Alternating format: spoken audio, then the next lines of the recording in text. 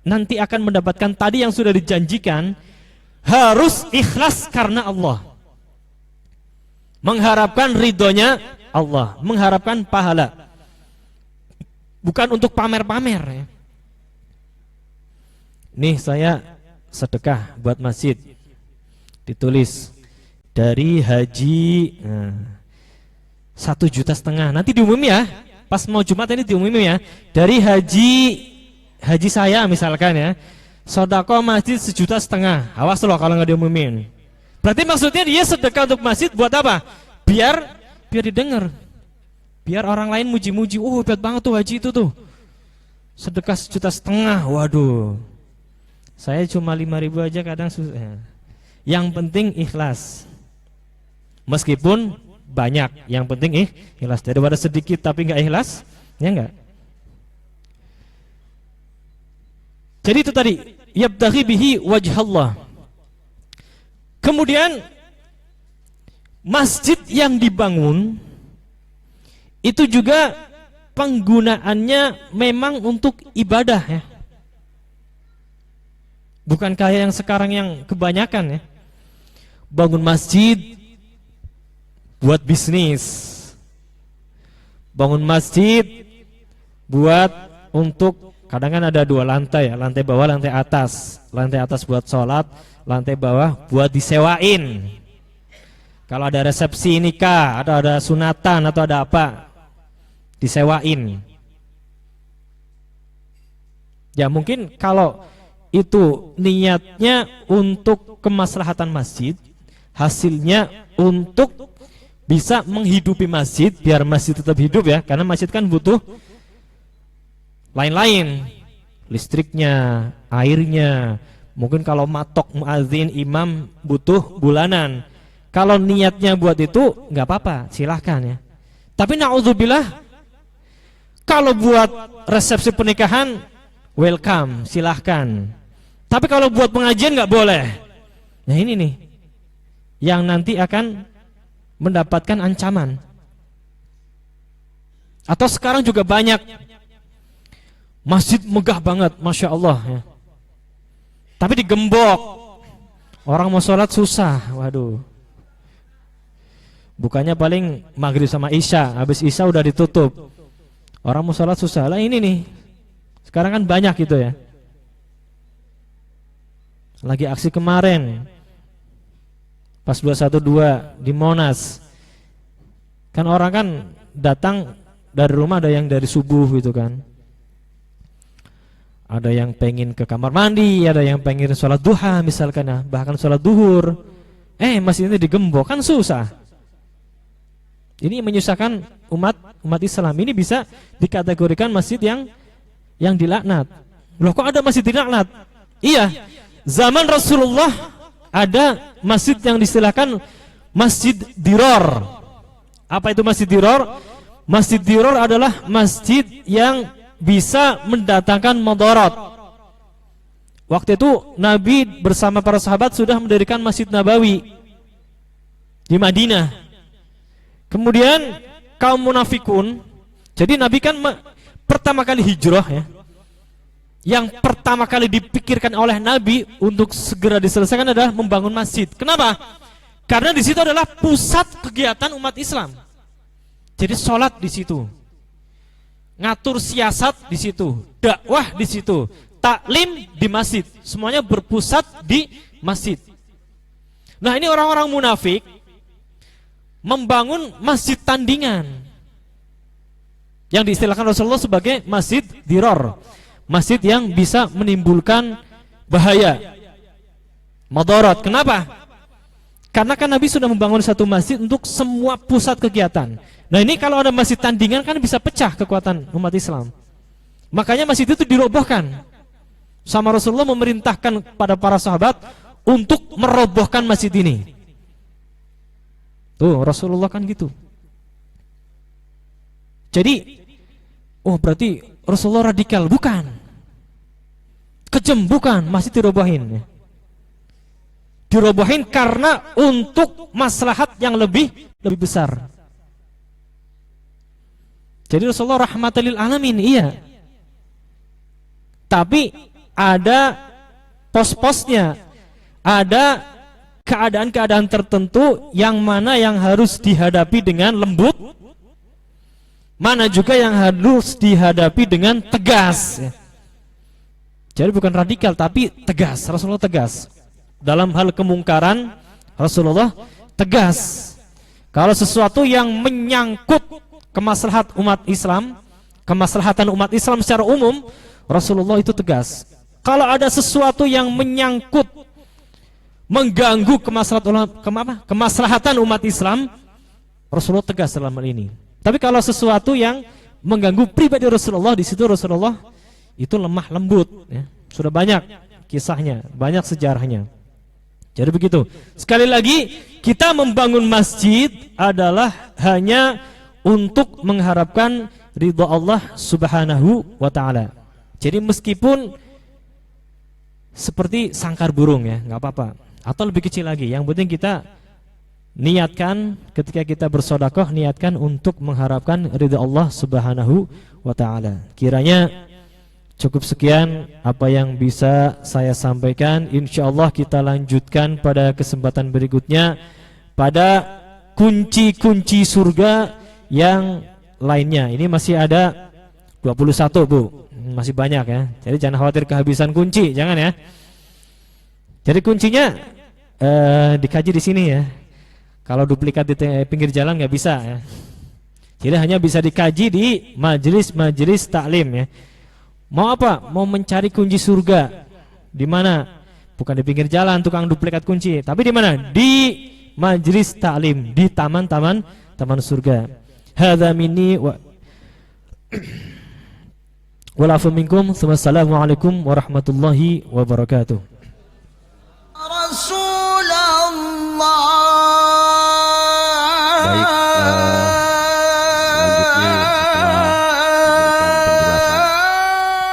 selanjutnya setelah sababan Allahu ya Rahmanu ya Rahimu ya Malikun ata'uhu fakhimu Quddusu Qaddis بالصفاء روحي وافتح علينا أكبر الفتوح سلام يا مؤمن آمن روعتي مهيمن عزيز ارفع رتبتي جبار يا متكبر يا خالق يا بارئ إني بفضل. السلام عليكم ورحمة الله وبركاته. بسم الله الرحمن الرحيم. الحمد لله الذي هدانا بعبده المختار من دعانا إليه بالإذن وقد نادانا لبيك يا من دلنا وهدانا فصلى عليك الله بارئك الذي بك يا مشفع وهدانا فنشهد أن لا إله إلا الله وحده لا شريك له وأشهد أن سيدنا محمدا عبده ورسوله لا نبي بعده اللهم صل وسلم وبارك وكرم ومجد وعظم على عبدك المختار نور الأنوار وسر الأسرار ومفتاح باب اليسار سيدنا محمد المختار وآله الأطهار وأصحابه الأخيار ومن تبعهم بإحسان إلى يوم المحشر. أما بعد فنسأل الله تعالى أن يهدينا إلى صراطه المستقيم ويدخلنا جنته جنات النعيم. اللهم افتح لنا فتوح العارفين وفقهنا في الدين واجعلنا من علماء العاملين. اللهم ارزقنا فهم النبيين وحفظ المرسلين وإلهام الملائكة المقربين برحمتك يا أرحم الراحمين والحمد لله رب العالمين. تقبل الله منا ومنكم فتقبل يا كريم. Alhamdulillah, di pagi jelang siang hari ini kita masih dapat berkumpul di salah satu daripada taman surganya Allah Subhanahu wa ta'ala. Allah masih berikan kita istiqamah untuk melangkahkan kaki kita menuju tempat yang mulia ini, di mana di tempat ini Allah turunkan rahmat bagi kita, Allah angkat dosa-dosa kita, Allah tinggikan derajat kita, Allah tuliskan setiap detiknya sebagai pahala dari sisi Allah Subhanahu wa taala. Mudah-mudahan setiap agenda taklim rutin Allah berikan kita keistiqomahan untuk selalu hadir di tempat ini. Amin ya rabbal alamin. Kemudian kepada segenap pimpinan majlis taklim yang hadir pada pagi jelang siang hari ini, ada Haji Abdul Yaqub, ada Ustaz Ahmad Faiz, ada Haji Dede, Lutfi, Akhina Maulana, dan semua pimpinan-pimpinan majlis taklim di bawah asuhan ayahanda Syekhuna Misbahul Anam Turmudi Ahmad At-Tijani. Baik, kita lanjutkan pembacaan daripada kitab Al-Wafi Syarah kitab Al-Arba'in. Ya, kita sampai pada hadis ke-5 yang berjudul Ad-Dinun Nasihah. Agama itu adalah nasihat. Bulan yang lalu kita sudah tahu siapa yang meriwayatkan hadis ini, seperti apa beliau, seberapa banyak beliau meriwayatkan hadis dari Rasul alaihi salatu wassalam, dan seberapa penting hadis yang diriwayatkan oleh beliau dari Rasul alaihi salatu wassalam. Pada kesempatan kali ini kita masuk kepada penjelasan hadis tersebut. Faqala Rasulullah sallallahu alaihi wasallam ad-dinun nasihah. Kata beliau, agama itu nasihat. Jadi setiap orang yang beragama kalau nggak mau menerima nasihat artinya dia nggak beragama. Kenapa? Karena ad-dinun nasihah, agama itu sendiri adalah nasihat. Siapapun yang mengaku beragama, agama apapun, jadi ini masih mujmal, agama apapun itu adalah nasihat, apalagi agama Islam. Kemudian baru ditafsir sama Rasul alaihi salatu wassalam ketika sahabat bertanya, liman ya Rasulullah, untuk siapa nasihat ini, untuk apa nasihat ini? Dijawab yang pertama, lillah, untuk Allah subhanahu wa ta'ala. Maksudnya apa? Agama ini adalah nasihat untuk kita mengenal Allah subhanahu wa ta'ala. Agama ini adalah nasihat, Islam ini adalah nasihat.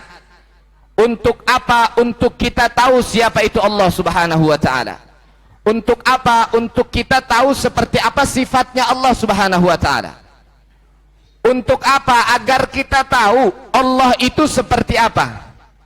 Makanya banyak orang-orang, para ulama kita, salafun salihin mengatakan, laula murabbi ma'araftu rabbi. Kalau bukan karena pembimbingku, kalau bukan karena guru kita nggak akan tahu siapa itu Tuhan kita.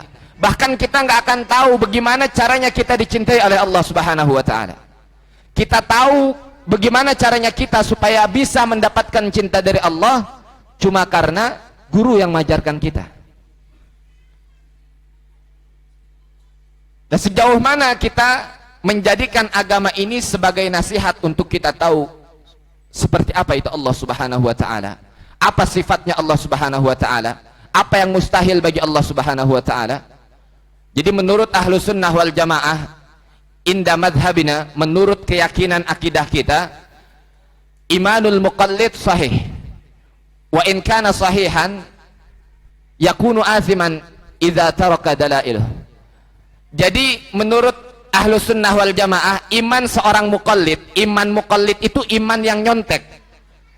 Nyontek itu dia nggak tahu dalilnya, dia nggak paham apa dasarnya. Dia tahu Allah itu wujud, Allah itu ada, tapi nggak tahu ketika ditanya apa ayat Qur'annya, nggak tahu. Dia tahu Allah itu hayyun la yamut, Allah itu hidup nggak meninggal, Allah itu hidup tidak mati, tapi ketika ditanya mana dalilnya, mana hadisnya, mana Qur'annya, nggak tahu. Menurut ahlu sunnah wal jamaah, imannya sah, tapi dia berdosa ketika dia meninggalkan kewajibannya untuk mencari dalil-dalilnya. Nah, inilah nasihat agama Islam, nasihat untuk kita bisa tahu siapa itu Allah, mana dalilnya bahwa Allah itu wujud, mana dalilnya bahwa Allah itu kidam terdahulu, dan seterusnya. Mana dalilnya Allah itu Rahman, Rahim, mana dalilnya Allah punya sifat 99, dan seterusnya dan seterusnya. Sehingga ketika kita memperdalam ilmu-ilmu tersebut, ketika kita memperdalam ilmu akidah, ilmu tauhid, mana dalil-dalilnya. Kalau di bangsa pesantren itu kitab terendahnya Aqidatul Awam, di sana dijelaskan dengan betul sifat Allah ada 20, yang mustahil juga ada 20, dalilnya ini, dalilnya ini, dalilnya ini, sehingga kita tahu. Jadi yang harus diingat, imannya seseorang yang ngikut, yang kopas, kalau kata orang modern zaman sekarang, pokoknya kata gurunya Allah itu ada, dia ngomong Allah itu ada. Kata gurunya Allah itu terdahulu, dia ngomong lagi Allah terdahulu. Tapi begitu ditanya mana dalilnya, nggak tahu. Ini sah, tapi dia berdosa. Maka dari itu mudah-mudahan Allah berikan kita kemampuan untuk terus mencari, menggali ilmu-ilmu tersebut. Allah berikan kita kemampuan untuk mengetahui, memahami dan menghafal dalil-dalil daripada sifat-sifat Allah tersebut. Amin ya rabbal alamin. Kemudian dilanjutkan yang kedua, wali kitabihi, dan untuk kitab-kitabnya Allah Subhanahu wa taala. Jadi bukan cuma Al-Qur'an, semua kitab, Taurat, Injil, Zabur yang diturunkan oleh Allah, kutubus samawiyah, 4 kitab yang diturunkan oleh Allah dari langit, semuanya dijadikan nasihat. Kenapa? Karena Al-Quran datang ini sebagai pelengkap daripada ajaran-ajaran yang sebelumnya sudah ada. Makanya ini taklim malam Sabtu lagi sampai kepada bab Fadailul Quran, lagi sampai di bab fadilah-fadilah Al-Quran, baik itu membacanya, mendengarnya, adabnya dan sebagainya. Kita sedang sampai di sana. Bagaimana kemuliaan Al-Quran, seperti apa itu Al-Quran. Harus kita jadikan Al-Quran ini sebagai panutan kita. Makanya di sini saya mau tanya-tanya sama Bapak Ibu. Pak, Bu, saya mau kasih tahu dulu nih. Di dalam Al-Quran itu, kita untuk menjadi keluarga sakinah, Allah contohkan di dalam Al-Quran. Jadi yang pertama, Allah contohkan ada keluarga yang suaminya maksiat sama Allah, suaminya nggak taat sama Allah, begitu pula dengan istrinya. Istrinya nggak taat, istrinya suka maksiat. Siapa itu? Di dalam Al-Quran Allah ceritakan dalam surat Al-Lahab. Siapa? Abu Lahab. Abu Lahab suaminya taat apa enggak sama Allah? Maksiat sama Allah ya. Istrinya maksiat apa taat sama Allah? Maksiat juga. Dari mana tahu? Wa mra'atuhu hammalatal hatab. Dua-duanya diadab sama Allah. Dipastikan sudah punya adab, sudah punya tempat di neraka. Jadi istri sama suami dua-duanya sama-sama dimurka sama Allah, sama-sama maksiat sama Allah. Nah, yang pengen saya tegaskan, ibu bapak tahu siapa nama Abu Lahab aslinya? Pak, siapa nama aslinya Abu Lahab?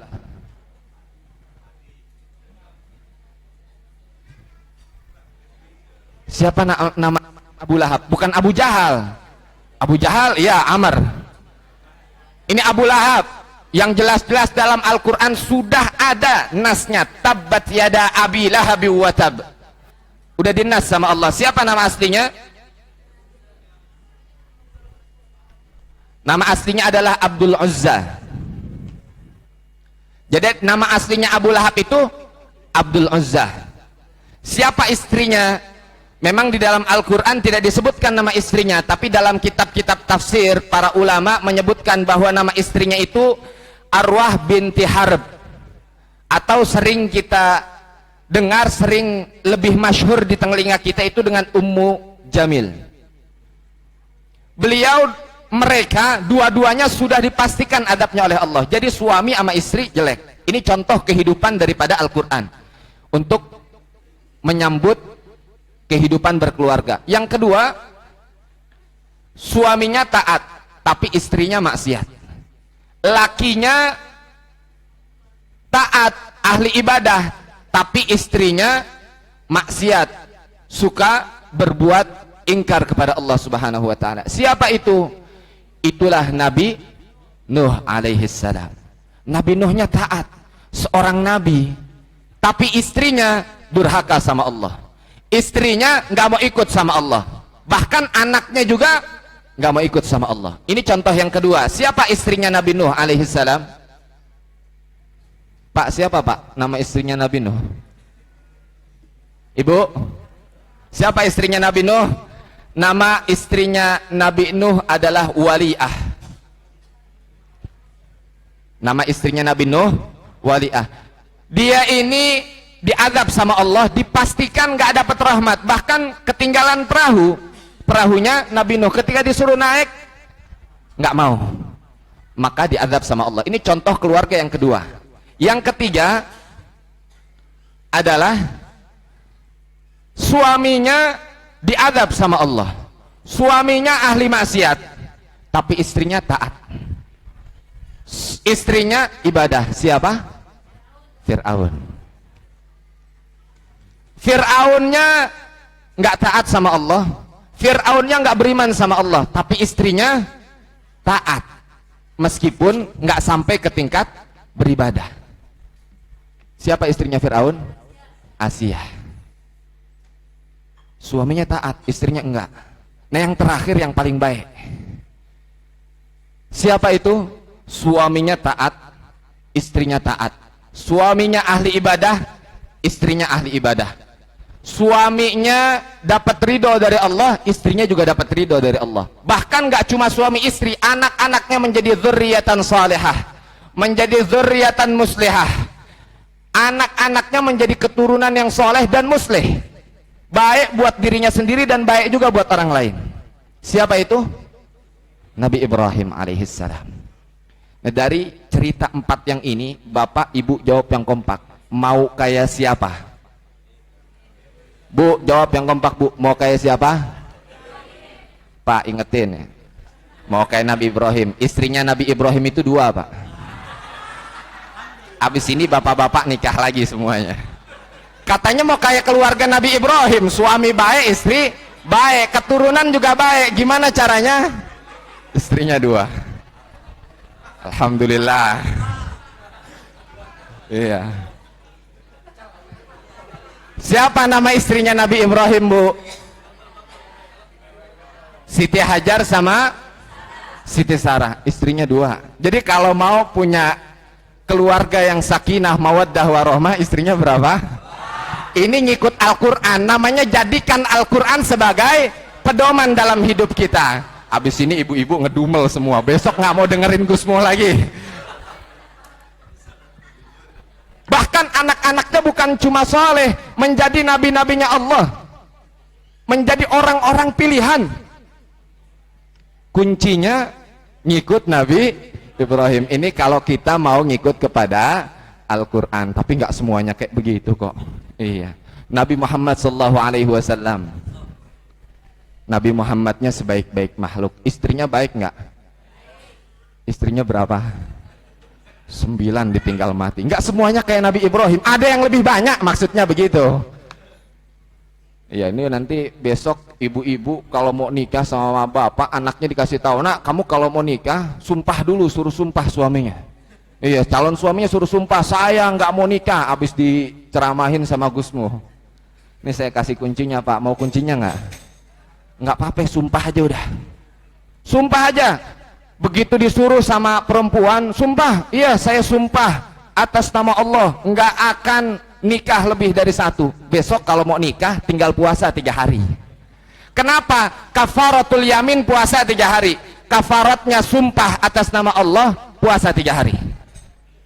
Iya. Jadi Bu, jangan mau juga Bu. Ini suami sama istri harus pintar dua-duanya. Ini lagi belajar pintar nih, ngikut Al-Quran. Jadi nggak boleh sumpah-sumpah untuk tidak menambah istri, itu kodratnya Allah. Ini Al-Quran. Makanya Pak Bu, ingat baik-baik, siapapun Anda, apapun Anda mau mulia, pegang teguh Al-Quran. Malaikat Jibril alaihissalam menjadi sayyidul malaikah, pemimpinnya malaikat, karena malaikat Jibril menjadi orang, menjadi makhluk yang diamanati oleh Allah untuk menyampaikan Al-Quran kepada Rasulullah sallallahu alaihi wasallam. Rasulullah sallallahu alaihi wasallam Muhammad ibn Abdullah menjadi sayyidul anbiya'i wal mursalin karena Al-Quran diturunkan kepada Nabi Muhammad sallallahu alaihi wasallam. Kita umatnya Nabi Muhammad menjadi sayyidul umam wa khairul umam, menjadi sebaik-baiknya umat dan pemimpin umat yang lain Jadi nanti di hari kiamat kita yang paling depan, bukan umat yang lain. Kenapa? Karena Al-Quran diturunkan di tengah-tengah kita. Bulan Ramadan menjadi sayyidus syuhur, menjadi pemimpinnya bulan. Kenapa? Karena pada bulan Ramadan Al-Quran diturunkan. Bahkan malam Lailatul Qadar menjadi sayyidul layali, pemimpinnya seluruh malam, malam terbaik. Kenapa? Karena Al-Quran diturunkan pada malam Lailatul Qadar. Maka ingat dalam hati kita baik-baik, ingat dalam pikiran kita baik-baik. Kita mau mulia, apapun kita, bukan cuma manusia, siapapun yang mau mulia, pegang baik-baik Al-Quran. Satu hari saja di mana kita membaca Al-Quran, kemudian hati kita menghadirkan Al-Quran, hati kita tadarru membaca Al-Quran, khusyuk membaca Al-Quran, maka hari itu menjadi hari terbaik dalam hidup kita.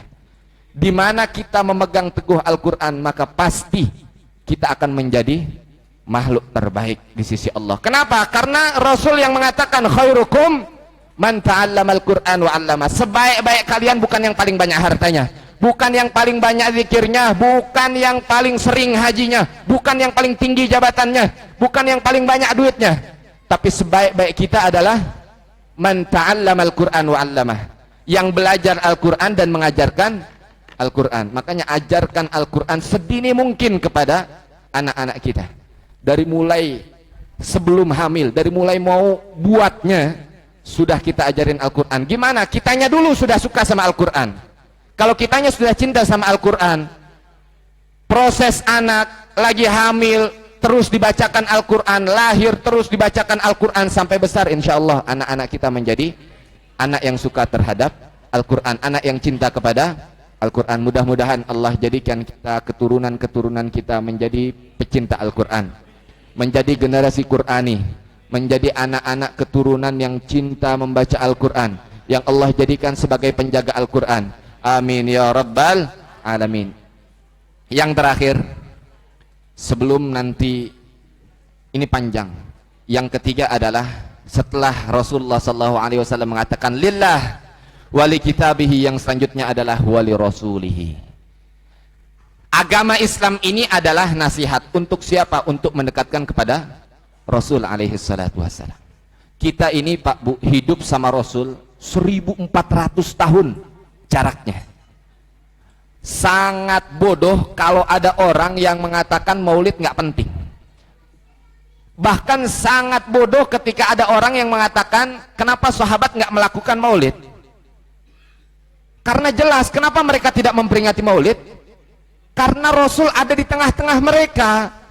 Mereka sudah faham betul, ngelihat langsung, berbicara langsung, tatap muka langsung, mendengar langsung perkataan-perkataan Rasul alaihi salatu wassalam. Sedangkan kita 1400 tahun ketinggalan sama Rasul, duduk nggak pernah, ketemu nggak pernah, ngelihat nggak pernah, dengar nggak pernah.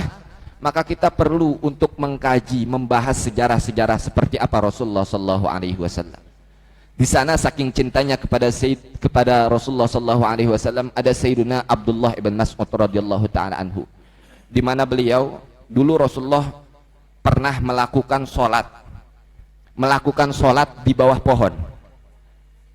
Itu ketika Rasul hidup. Setelah Rasul wafat, pohonnya udah runtuh, udah layu. Saking cintanya Sayyidina Abdullah bin Mas'ud kepada Rasul, beliau ngikutin sholat di bawah pohon itu. Padahal pohonnya sudah layu. Yang tadinya tegak itu pohon, Rasul meninggal sudah layu, Sayyidina Abdullah bin Mas'ud tetap sholat di bawah pohon itu. Bisa dibayangkan Pak Bu, bagaimana? Sampai tersungkur-sungkur Sayyidina Abdullah bin Mas'ud sholat di bawah pohon itu. Lalu sejauh mana kecintaan kita kepada Rasulullah? Mungkin kecintaan kita kepada Rasulullah belum full karena kita belum tahu siapa itu Rasulullah. Bagaimana itu Rasulullah, seperti apa akhlaknya Rasulullah, seperti apa tampannya Rasulullah. Maka mudah-mudahan di dalam hati kita Allah titipkan kecintaan yang tinggi kepada Rasulullah sallallahu alaihi wasallam, sehingga kita bisa mengikuti segala sesuatu apa yang Rasulullah cintai. Rasulullah suka pakai baju putih, Rasulullah suka pakai gamis, Rasulullah itu suka pakai celak, Rasulullah itu rambutnya panjang pundak, Rasulullah itu dan seterusnya. Mudah-mudahan Allah tanamkan dalam hati kita, Allah kuatkan kita untuk bisa mengikuti Rasulullah dalam segala lini kehidupan kita. Amin ya rabbal alamin. Hanya ini yang dapat saya sampaikan. Mudah-mudahan bermanfaat. Ihdinas siratal mustaqim. Assalamualaikum warahmatullahi wabarakatuh. واثق يا بارئ إني بفضلك واثق مصور السلام عليك يا رسول الله السلام عليك يا حبيبي يا نبي الله السلام عليك يا رسول الله السلام عليك يا حبيبي يا نبي الله يا رسول الله السلام عليك يا رسول الله السلام عليك يا حبيبي يا نبي الله السلام عليك يا رسول الله السلام عليك يا حبيبي حفيظ يا مقيت يا حسيب جليل يا كريم يا رقيب مجيب يا واسع وسع مشهدي حكيم يا ودود صفي موردي حكيم يا ودود صفي موردي عيد يا باعث السلام عليك يا رسول الله السلام عليك يا نبي الله السلام عليك يا رسول الله السلام عليك يا حبيبي يا نبي الله يا رسول الله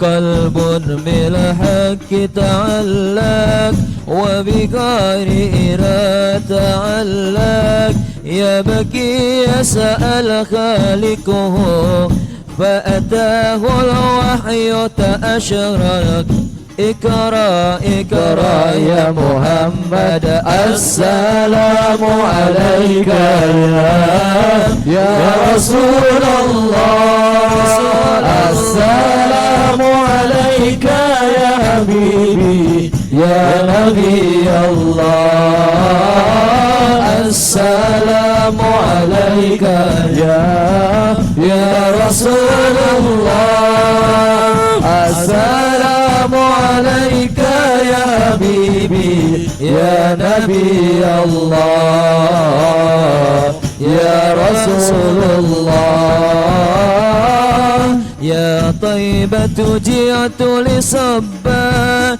لرسول الله محبا بروضة سكنت روحي وجوار الهادي محمد يا طيبة جئت لصبا لرسول الله محبا بروضة سكنت روحي وجوار الهادي محمد السلام عليك يا رسول الله السلام عليك يا حبيبي يا نبي الله السلام عليك يا رسول الله السلام عليك يا حبيبي يا نبي الله يا رسول الله اللهم صل وسلم وبارك عليه وعلى آله. Assalamualaikum warahmatullahi wabarakatuh.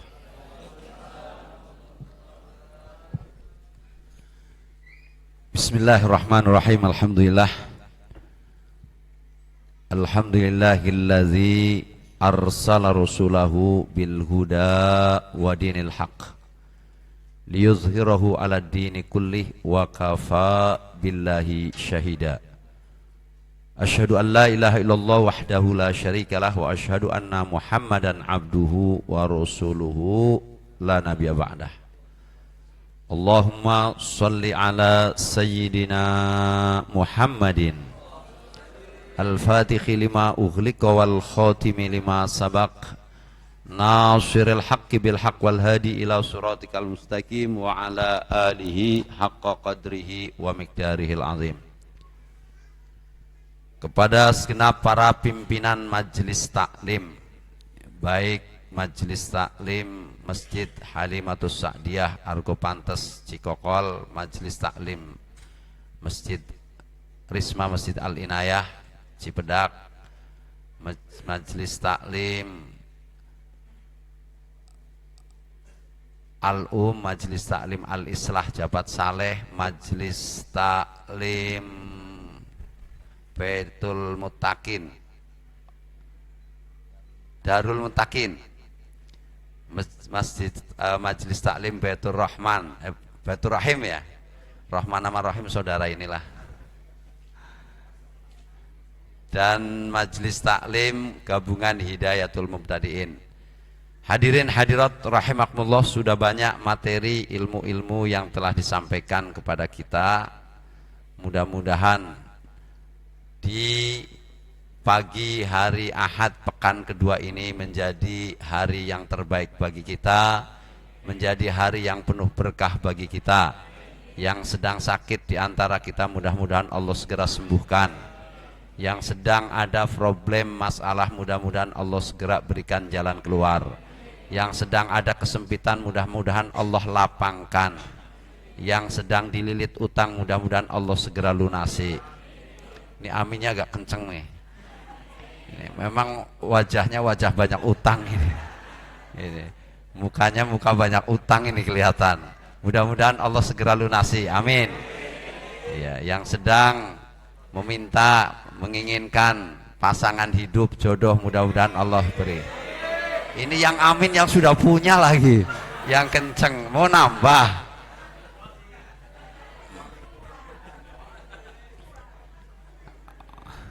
Ini ibu-ibu langsung dukun kan, boleh dua begitu.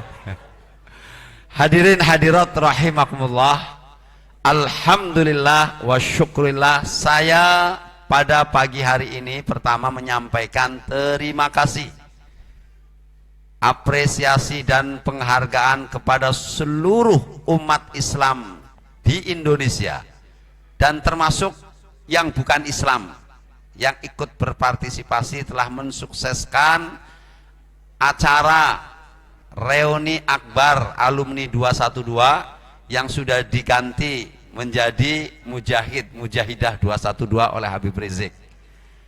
Jadi dari rangkaian sholat subuh berjamaah dan peringatan maulid terbesar dan langsung ditutup dengan acara-acara taziah, alhamdulillah sukses atas berkat dukungan dari seluruh elemen. Jadi dalam laporan pertanggungjawaban kemarin ibu bapak, ternyata dana yang dikeluarkan lebih dari 10 miliar kok. Iya. Dari mana dana ini lebih banyak? Itu dari sumbangan logistik umat Islam. 500.000 nasi, kotak nasi bungkus itu yang diterima langsung, belum termasuk yang tidak dilaporkan.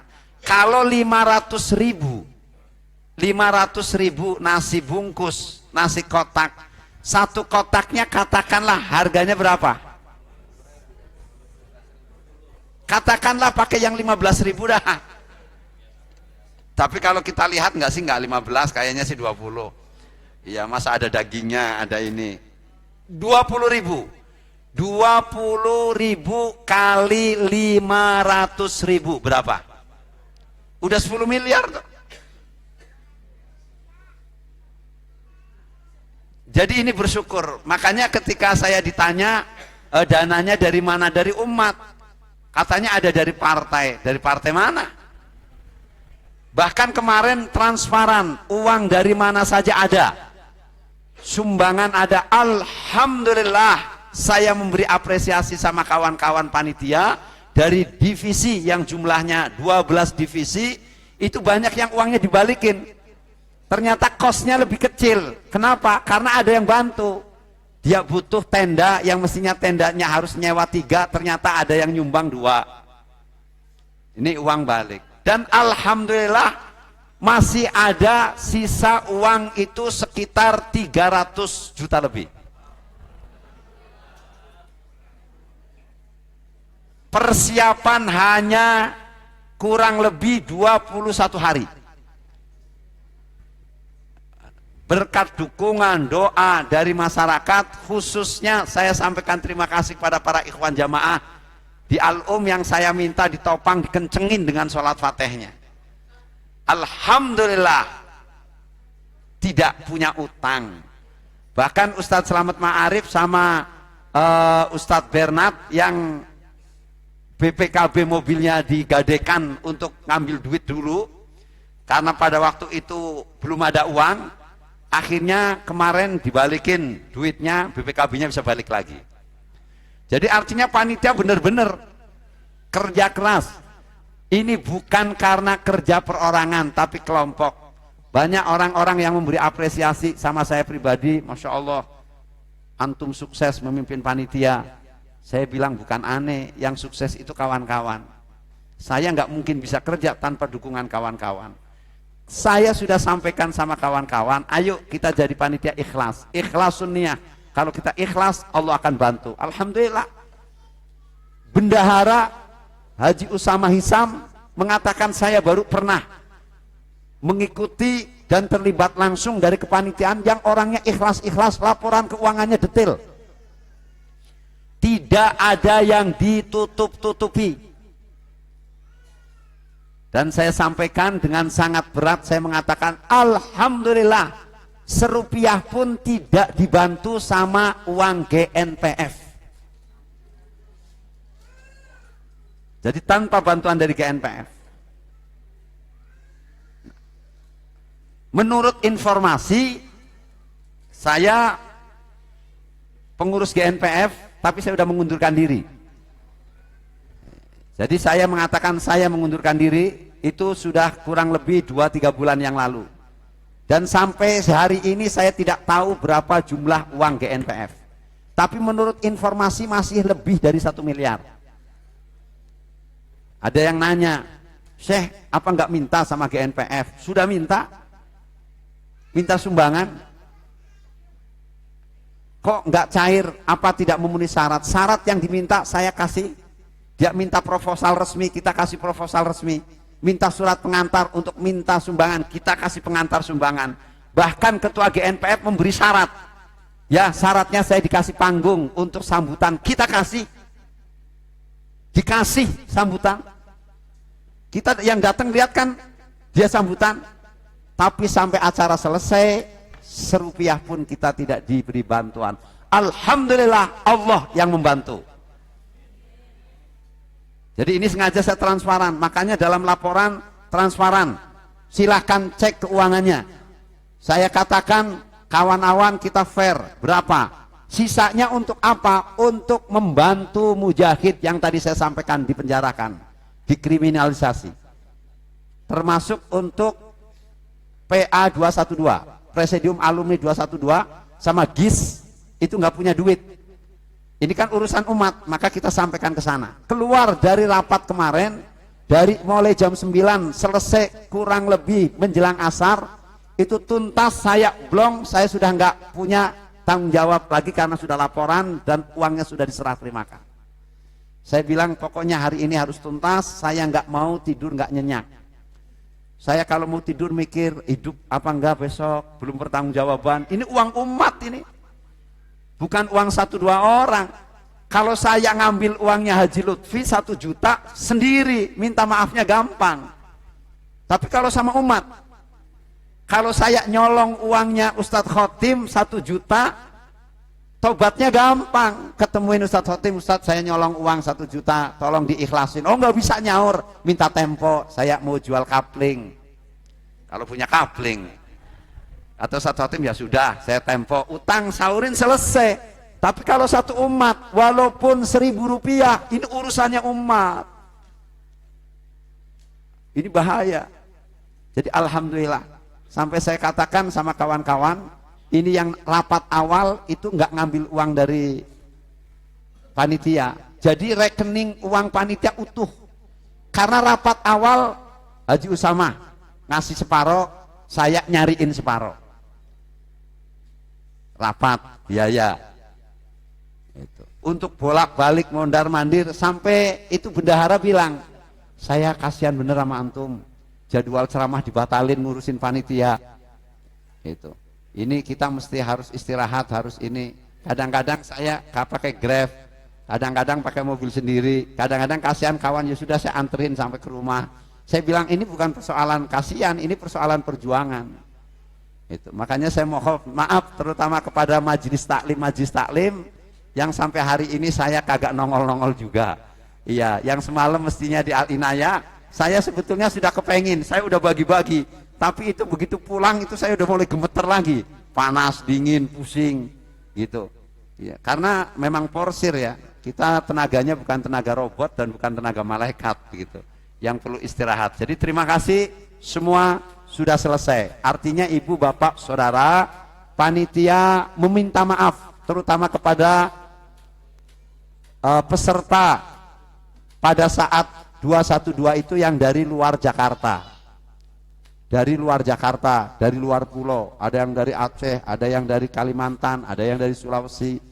Bahkan kemarin saya waktu ceramah di Kendari, itu orang-orang Kendari pada ngumpul, itu kirim juga, ada sekitar 500 orang. Dan tokoh-tokoh di Kendari yang punya pesantren ternyata rata-rata dari Bugis. Iya, Haji Lutfi dapat salam ini. Saya sampaikan salam sama Haji Lutfi dari Ustadz Alfik. Dia pesantrennya sudah buka cabang 14 cabang pesantren tahfidz. Saya keliling ke sana tapi tidak 14, hanya keliling sekitar 5 pesantren karena terlalu lelah jauh. Dan itu ternyata alhamdulillah modal bikin pesantrennya itu hanya sholawat fatih. Iya. Jadi kita yang sudah punya sholawat fatih dari lama nggak pernah bisa bikin pesantren satu. Ustadz Alfik yang bukan ikut doktrin Ikhwan Tijani, nggak ikut Toreko, tapi dia yakin dengan amalan sholat fatih. Dan dia bilang, saya kan tanya, Ustadz, antum dapat ijazah sholat fatih dari mana? Ternyata dia bilang, loh kan dari Syekh. Waktu rutin di Masjid Ittihadul Muslimin, bareng sama Haji Lutfi, sama Maskur, sama siapa angkatan-angkatan awal, Nawi, sama Ihsan. Sekarang masih rutin sih masih, cuma tempatnya aja yang udah pindah. Oh iya, tahun 2003 saya dapat, sampai sekarang masih ngamalin. Dan santrinya saya suruh apal. Nah kemarin saya ke sana itu wisuda tahfidzil Quran, wisuda khatmil Quran.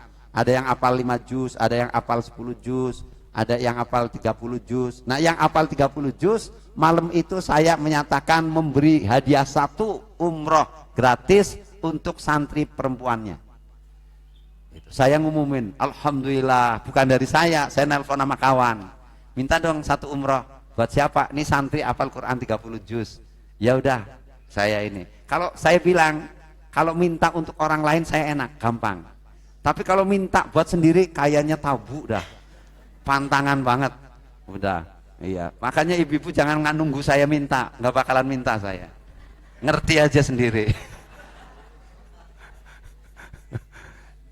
Hadirin hadirat rahimakumullah, ini yang saya sampaikan pertama. Jadi sekali lagi, silahkan orang mau tanya, ibu sudah tahu dan ini orang sudah dengar bahwa kepanitiaan sudah dinyatakan dibubarkan kemarin, pertanggungjawabannya diterima floor dan mereka menyaksikan penyerahan uangnya. Walaupun sampai hari ini ATM dan buku bank BSM saya belum dibalikin. Kenapa? Saya tanya, mana buku rekeningnya? Katanya hilang. tapi ATM-nya nggak hilang, jadi masih bisa transaksi. Nah ini masih, jadi itu sengaja saya beri pengantar karena ini persoalannya sensitif. Kalau masalah uang sensitif. Jadi ibu, yang pertama saya kasih jawaban, tidak ada dari satu partai pun yang ngasih. Yang kedua, ya kami tidak mengatakan bermusuhan sama kawan-kawan di GNPF, kami tidak mengatakan benci kepada orang-orang yang aktif di GNPF, bukan. Tapi biar umat tahu bahwa gerakan aksi sholat kita kemarin itu bersama tidak ada dana dari GNPF, tapi memang dari kita. Nah kita sisanya udah dibalikin, jadi murni. Alhamdulillah. Jadi itu hadirin hadirat rahimakumullah. Kenapa saya sampaikan seperti ini? Karena fitnah sekarang itu dicari-cari memfitnahnya. Yang difitnah sekarang itu targetnya ulama, ustadz, kiai, habaib, aktivis Islam. Yang terakhir ibu bapak saudara, itu saudara Kiki Rizki yang juga punya nama lain Abu Ukasah. Dia ditangkap di Klogen, Malang oleh Densus 88. Lagi-lagi tuduhannya teroris. Jadi udah nggak usah denger dah. Pokoknya kalau Densus 88 nangkep orang ini teroris, bohong aja begitu. Jangan pernah percaya. Ini adalah hembusan mereka untuk supaya umat Islam takut dengan Islamnya. Oleh karenanya ibu bapak saudara, yang memprihatinkan lagi adalah yang terjadi pada saudara kita, ikhwan kita, ustadz kita, dai kita, yaitu Ustadz Abdus Somad. Ini juga kan viral, dan ternyata saya dapat berita ibu bapak, Kapoldanya ini memang anti-Islam. Kapoldanya ini dulu di BNPT ini yang membenturkan antara umat Islam. Oleh karenanya akhirnya Ustadz Abdus Somad memberikan klarifikasi apa sih yang sebetulnya terjadi. Menarik, saya dapat ini, saya sampaikan agar umat Islam tahu bahwa yang intolerans, yang anti kebinekaan itu bukan umat Islam, tapi umat selain Islam. Saya nanya, Bali mayoritas agamanya apa? Yang nolak orang Islam atau orang Hindu? Fakta kok. Padahal ceramahnya di lingkungan Islam. Jadi Ustadz Abdus Somad mengatakan 7 Desember saya mendapat berita dari grup WA yang menetapkan syarat bahwa saya diterima di Bali jika mau berikrar di rumah kebangsaan. Saya menolak, kata Ustadz Abdus Somad, karena satu, saya bukan pemberontak. Yang kedua, saya tidak terdaftar di ormas terlarang. Yang ketiga, saya mendapatkan beasiswa Mesir Indonesia tahun 1998 setelah lulus Pancasila dan P4. Saya lulus tes PNS 2008 karena bukan anti Pancasila. Sampai sekarang mengajarkan cinta kebangsaan dari kampus sampai desa terpencil. Dia kasih gambar. Kemudian Kamis jam 22.15 saya WA Pak Nadlah. Isi WA-nya, Pak, kalau mereka tetap meminta saya ikrar kebangsaan, saya tidak hadir. Pak Nadlah menjawab, kita masih dialog dengan Polda. Jumat tanggal 8 Desember 2017 jam 00.15 saya WA Pak Nadlah, bagaimana Pak, sudah ada keputusan? Jam 4:17 WA Pak Nadlah masuk, kami koordinasi ke berbagai pihak, tafadhol Ustadz untuk berangkat. Saya paham dari WA ini bahwa masalah sudah clear. Akhirnya Jumat jam 13.00 kami sudah menunggu Pak Nadlah di airport Denpasar, Bali. Kami dibawa ke Hotel Aston, makan dan istirahat. Jumat jam 16.00 saya dibangunkan, saya curiga akan disidang. Saya minta tim beli tiket, kita pulang karena ini di luar kesepakatan. Kelihatannya kita dijebak. Saya dibawa ke salah satu ruang di hotel Aston, di sana sudah menunggu sekitar 10 sampai 15 orang. Mereka meminta saya ikrar. Saya klarifikasi bahwa semua yang dituduhkan ke diri saya adalah fitnah. Karena saya menolak berikrar, mereka melontarkan kata-kata tidak layak, ngeles seperti PKI. Panitia mendatangkan Ustadz otak SD, pulangkan saja. Ini udah penghinaan ini.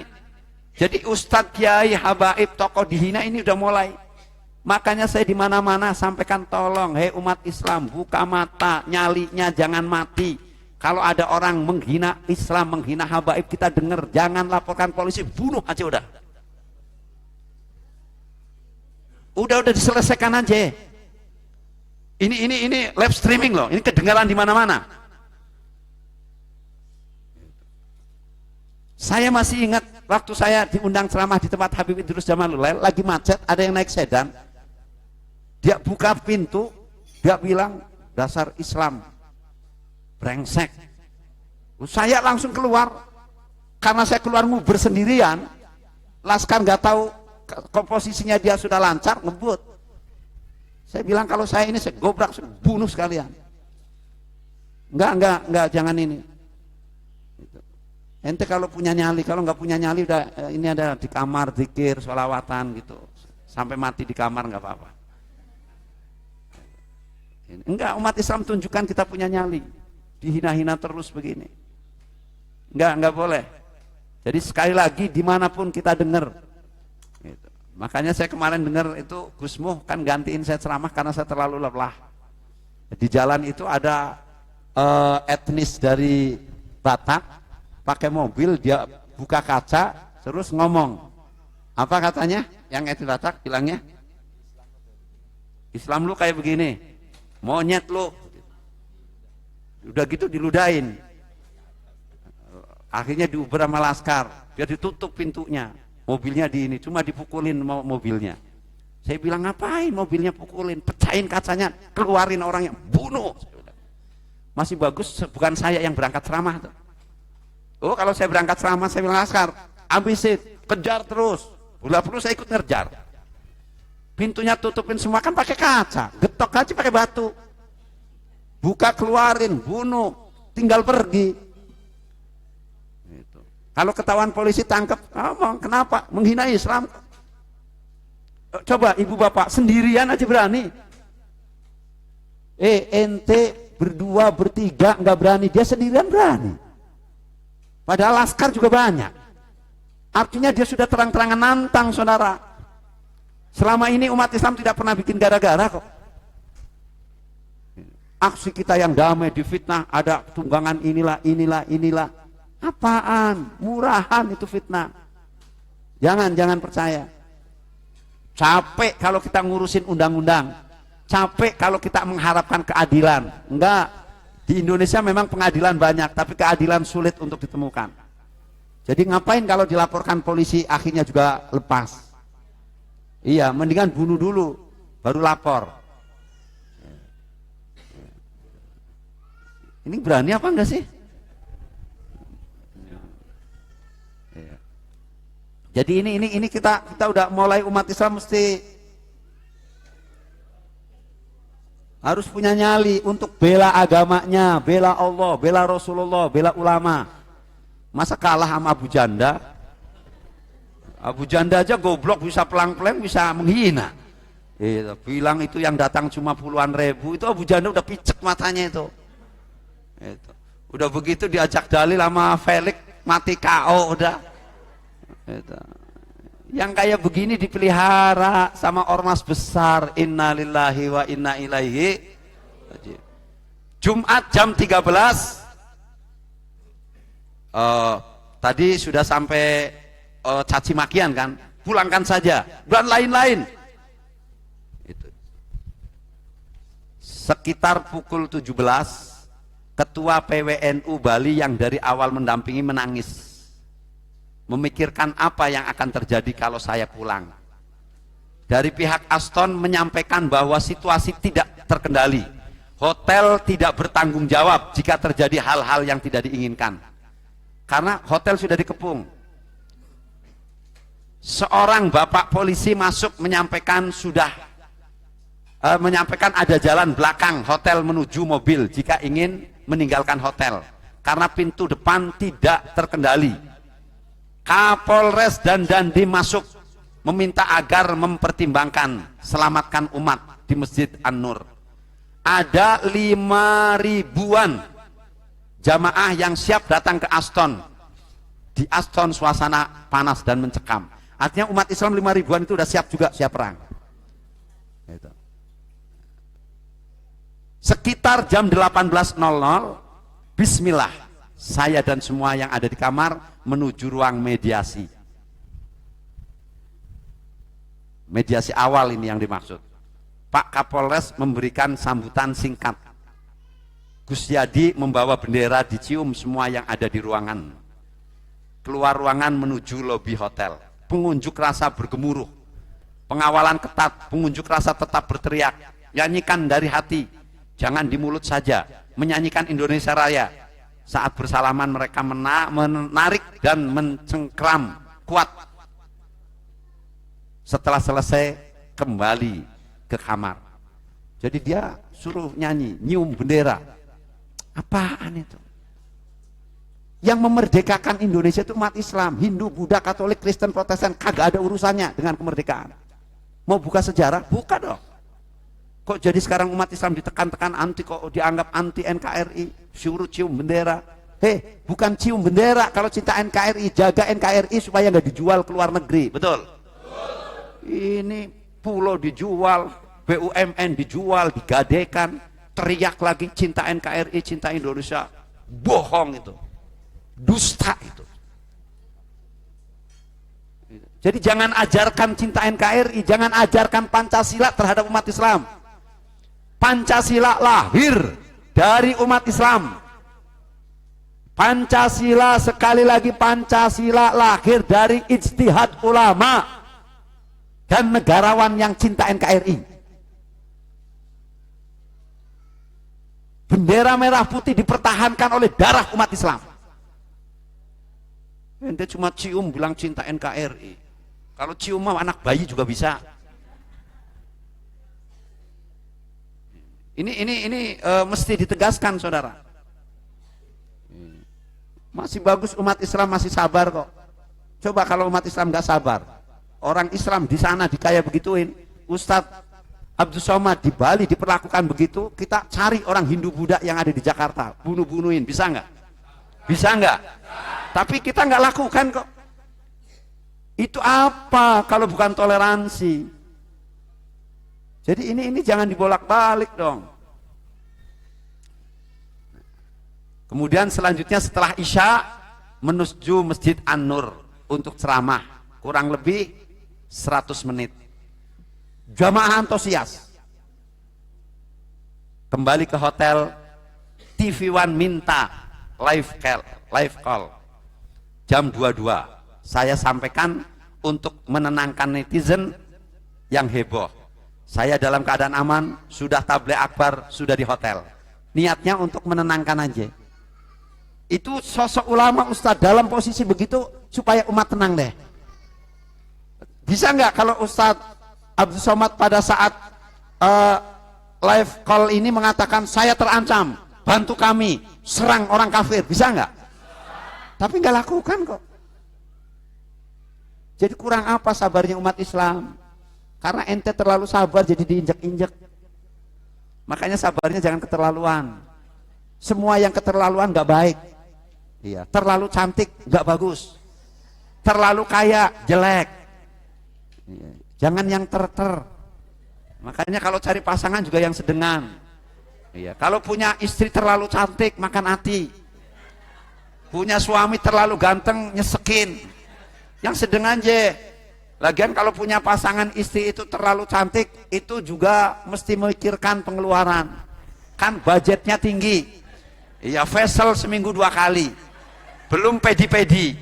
Wah, ente penghasilan sebulan cuma 3 juta mau cari begitu tekor.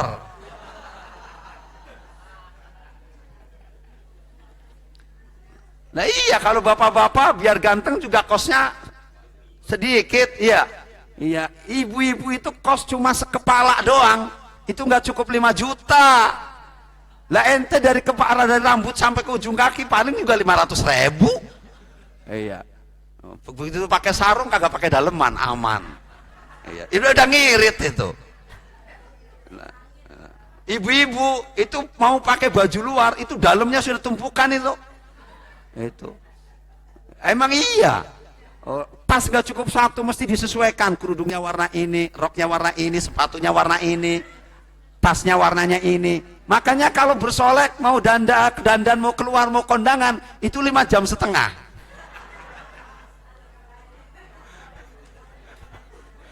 Oh enggak Bu, iya itu ibu-ibu sono. Iya ibu-ibu sono, ibu-ibu sini sih insya Allah nggak ada. Ibu sono yang pindah ke sini. Ya Allah, makanya suaminya pada sabar banget. Itu mandi udah setengah jam belum selesai. Ma belum selesai mandi, belum Pak. Bingung saya, apa yang dimandiin? Setengah jam kok belum selesai. Lawang kita mandi cuma 5 menit beres kok. Dia setengah jam belum selesai. Apa yang digosokin? Lama amat. Apa jangan-jangan kuku 1 2 menit, kuku 2 2 menit. Itu udah kuku 10 aja udah berapa menit begitu. Ya Allah. Tapi ibu-ibu sih enggak ya Bu ya? Ya, alhamdulillah. Sabtu jam 9 Desember kemudian mengadakan kajian subuh di Masjid Baitur Rahmah. Berjalan lancar, sehari penuh istirahat dan menyambut tamu-tamu dan jamaah di hotel. Menjelang maghrib hadir pengurus wilayah NU, Muhammadiyah, MUI dari Bali. Ba'da Isya ke Masjid Baitur Rahmah, tabligh akbar terakhir. Hari Ahad tanggal 10 Desember selepas sholat subuh menuju airport didampingi MUI kepolisian. Kenapa? Karena mereka masih diancam. Ustadz Abdul Somadnya masih diancam. Mereka masih memunculkan berita-berita medsos bahwa saya menolak ikrar karena benar saya ini anti NKRI. Jamaah tersakiti karena mereka menuduh saya tidak berani pulang karena sudah termakan honor. Saya sampaikan ini fitnah. Semua honor di Bali sudah saya kembalikan ke Pak Nadlah. Kami orang Riau masih tumbuh sebatang 2 batang pokok sawit yang bisa menghantarkan kami ke Kairo. Tahun 1998 saat $1 itu 20.000 karena ongkos dibebankan ke siswa, saya pun dana sendiri. Jadi itu honornya udah dibalikin. Harap diambil tindakan hukum terhadap mereka yang sudah merusak kebinekaan yang terjadi di Bali selama ini. Hadirnya Raja Bali, Dr. Ida Cokoret, Pemecutan namanya, 11 dan beberapa tokoh Hindu, padahal tabligh akbar tadi malah membuktikan bahwa para provokator ini tidak mewakili rakyat Hindu. Karena di tabligh akbar ada tokoh Hindu juga datang. Kemudian yang ke-14, agar Muslim Bali membentuk aliansi Muslim Bali untuk menjaga internal dan eksternal tetap menjaga kerukunan dengan saudara Hindu Bali untuk mengantisipasi para provokator yang dapat merusak kerukunan di masa akan datang. Kemudian yang terakhir beliau mengatakan NKRI harga mati. Allahu Akbar. Jadi ini saudara, ini klarifikasi nggak main-main ini. Udah Gus Nur di mana-mana dicekal.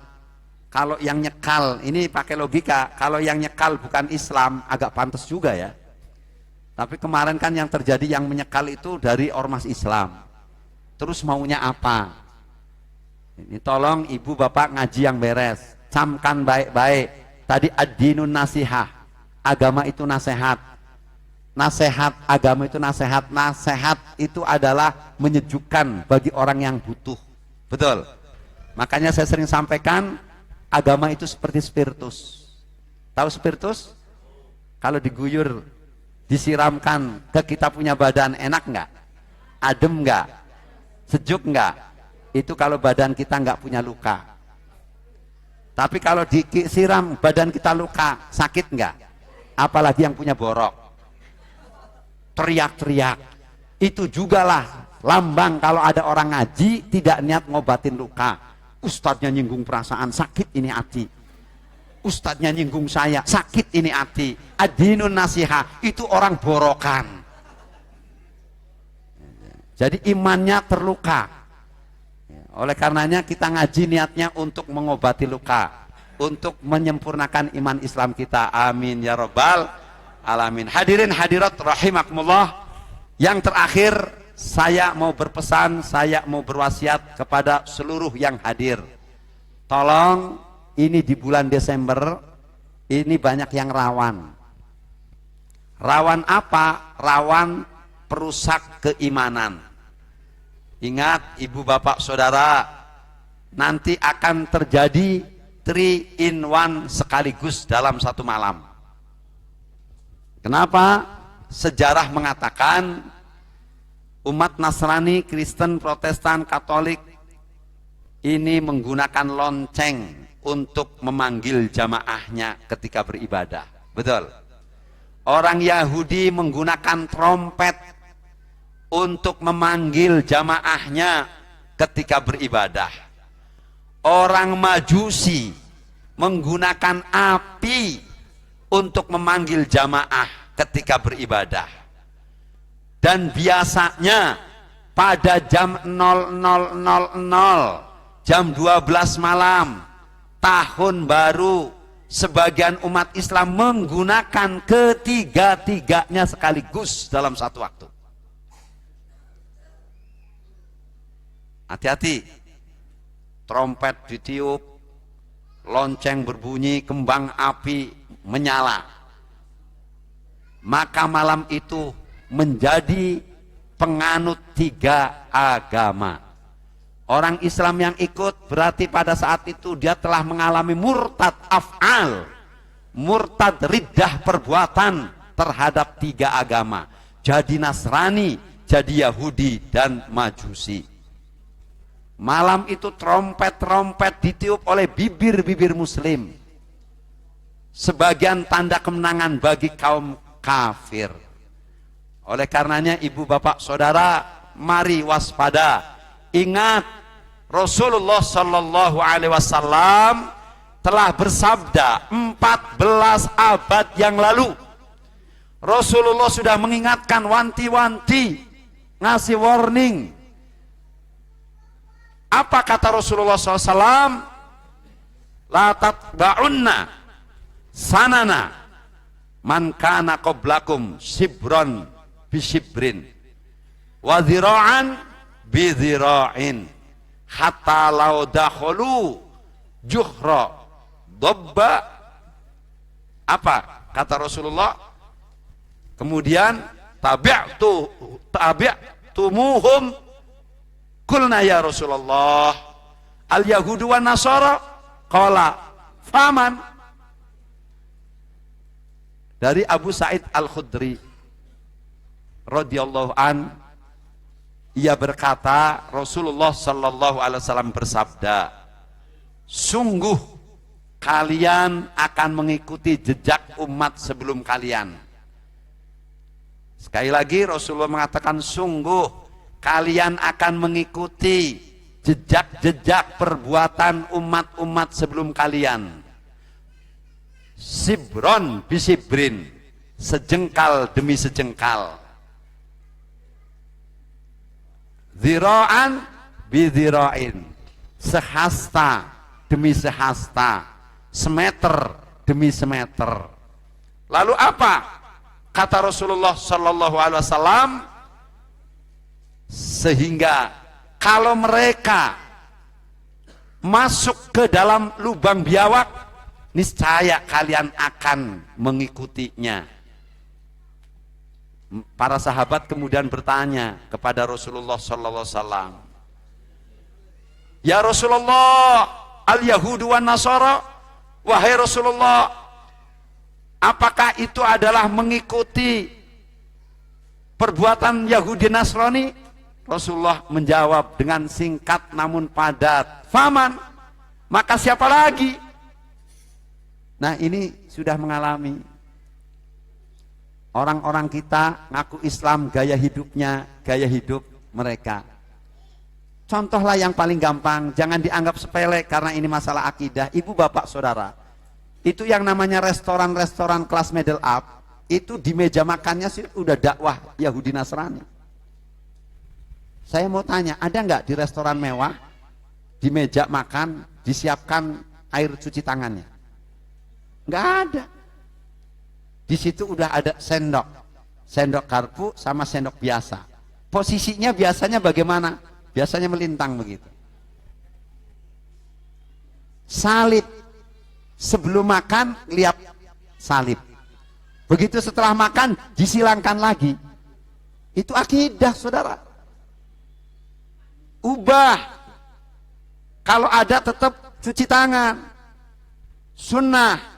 Pakai tangan, cari aja air. Ada wastafel cuci tangan, inggirin. Itu M. Nasir dulu, waktu dalam pertemuan dunia, tokoh-tokoh dunia, yang lain pakai makan pakai garpu, ribet itu, ditambah pakai pisau, tangannya cuma 2. Ini betul-betul rakus ini. Tapi M. Nasir dia tetap pakai tangan, cuci tangan. Ini yang kanan kirinya orang-orang besar berpendidikan, profesor dari luar negeri. Ngelihat M. Nasir heran. Mengatakan ini orang Indonesia Islam jorok. Udah disiapkan garpu sendok nggak dipakai. Terjadi dialog. Kenapa kau makan pakai tangan? Kan kotor, jorok. Ini kan sudah ada sendok, ada garpu. M. Nasir dengan tersenyum menjawab, justru aku makan dengan yang alat yang saya tahu bersihnya. Anda apakah tahu itu sendok dicucinya bersih atau enggak? Kan enggak tahu. Kalau saya nyuci tangan sendiri pakai sabun, saya pasti tahu saya steril. 1-0. Bengong dia. Dia enggak lagi bicara hadis dulu. Ngapain nama orang kafir pakai hadis? Kagak percaya. Orang kafir didalilin. Akhirnya yang kedua beliau bilang, kenapa saya makan pakai tangan? Karena tangan saya supaya merasakan nikmatnya makanan. Jadi begitu makanan anget, panas, tangan bisa mengukur. Begitu ukuran tangan sudah pas, di mulut pun pas. Ada ikatan antara jari-jari tangan dengan mulut berhubungan. Itulah umat Islam bagi kenikmatan makan. Coba ibu bapak kalau makan pakai sendok, ternyata nasinya panas, sayurnya panas, pakai sendok, tahu ukuran panasnya? Enggak, terlanjur masuk mulut. Betul nggak? Masih bagus tidak ada yang ngambil gambar. Kalau dikasih gambar jadi viral di medsos. Itu, iya, makannya kayak bebek naik-naik ke atas. Tapi kalau pakai tangan tahu, oh ini ukuran sini, ke mulut pas. Jari-jari tangan menikmati rasa makanan. Manggut-manggut itu. Kemudian apa? Ibu, bapak, saudara, begitu selesai makan rapi, kemudian dijilatin. Apalagi ini joroknya.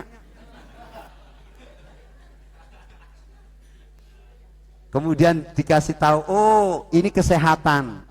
Berdasarkan ilmu kesehatan, kalau kita makan 3 jari-jari ini kita jilatin, dia mengeluarkan enzim. Enzim menetralisir asam lambung. Sehingga kalau makannya itu dijilatin, nanti dia perutnya normal, bagus. Makanya nggak ada sejarah yang mengatakan Rasulullah punya penyakit emah. Pernah dengar? Ya. Kalau bapak-bapak enggak punya penyakit emah, walaupun banyak makan kambing, tapi punya penyakit emah. Ya. Karena kebanyakan makan kambing. Ya.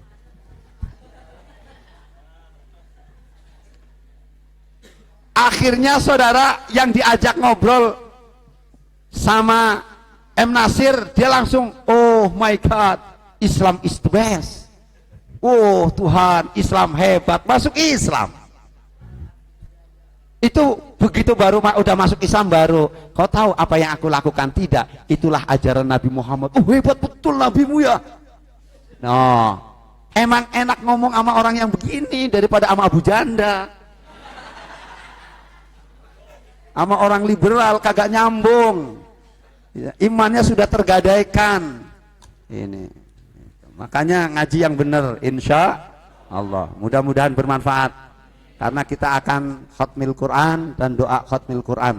Kita niatkan khatmil Quran yang 30 juz ini setiap tahun. Mudah-mudahan Allah sampaikan pahala khatmil Quran kepada orang-orang tua kita semua, saudara-saudara kita semua, serta para donatur yang setiap saat setia untuk membantu acara ini.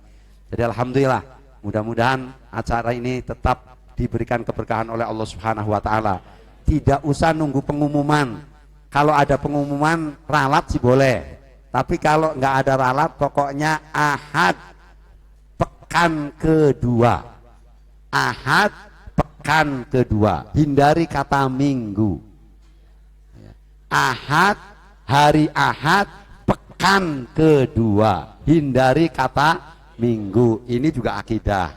Wah, ini terlalu fanatik. Harus, kalau akidah harus kudu hitam putih, itu akidah, betul. Mudah-mudahan bermanfaat. Untuk khatmil Quran langsung dipimpin oleh Ustadz Ahmad Halimi.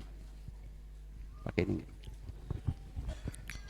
Bismillahirrahmanirrahim. Para hadirin hadirat sekalian, mari kita bersama-sama membaca dari surat At-Takatsur.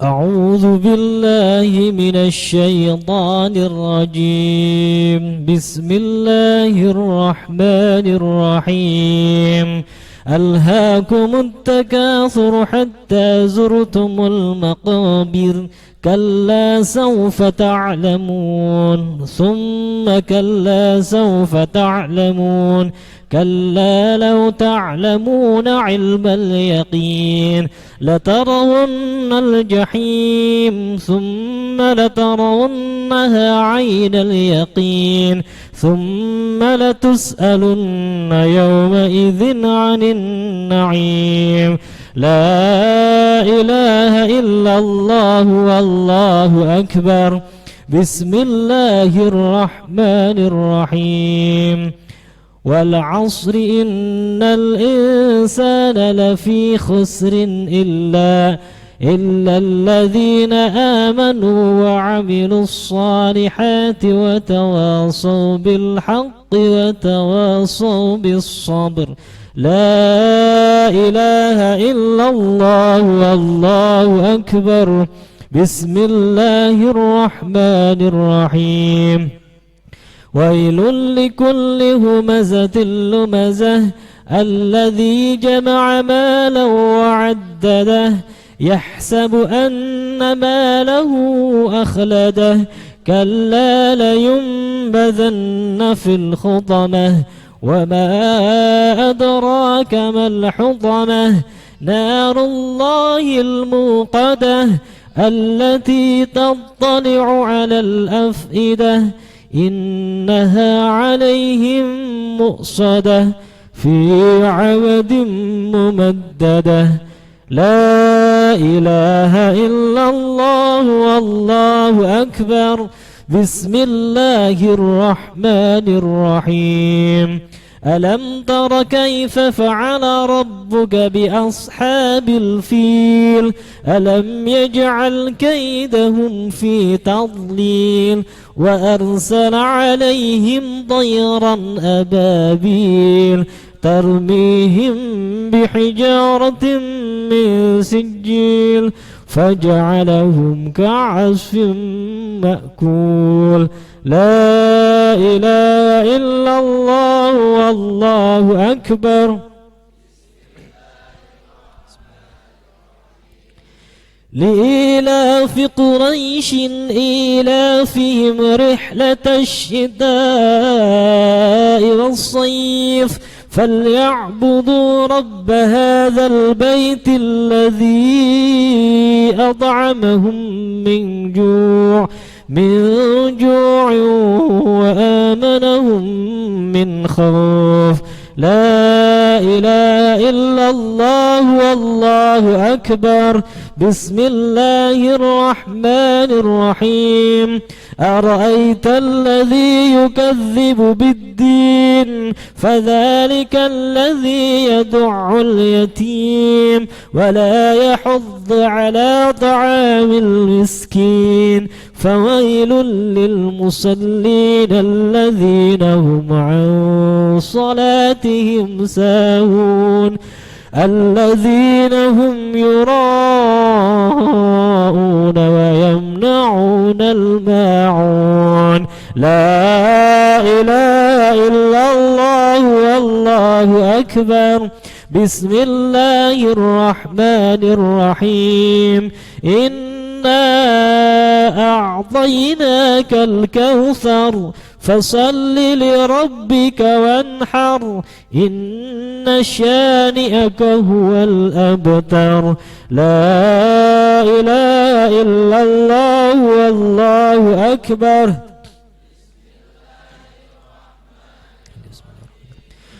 قل يا أيها الكافرون لا أعبد ما تعبدون ولا أنتم عابدون ما أعبد ولا أنا عابد ما عبدتم ولا أنتم عابدون ما أعبد لكم دينكم ولي دين لا إله إلا الله والله أكبر بسم الله الرحمن الرحيم إذا جاء نصر الله والفتح ورأيت الناس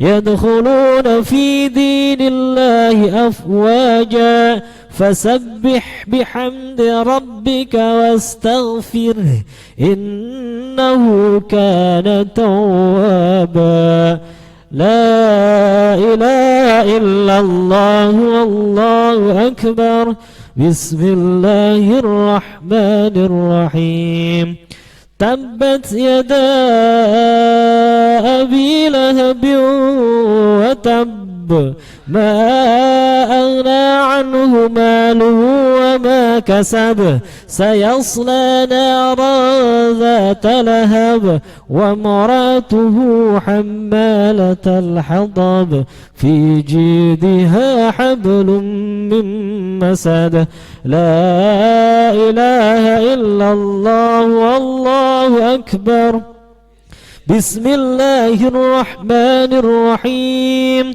قل هو الله أحد الله الصمد لم يلد ولم يولد ولم يكن له كفوا أحد بسم الله الرحمن الرحيم قل هو الله أحد الله الصمد لم يلد ولم يولد ولم يكن له كفوا أحد بسم الله الرحمن الرحيم قل هو الله أحد الله الصمد لم يلد ولم يولد ولم يكن له كفوا أحد لا إله إلا الله والله أكبر بسم الله الرحمن الرحيم قل أعوذ برب الفلق من شر ما خلق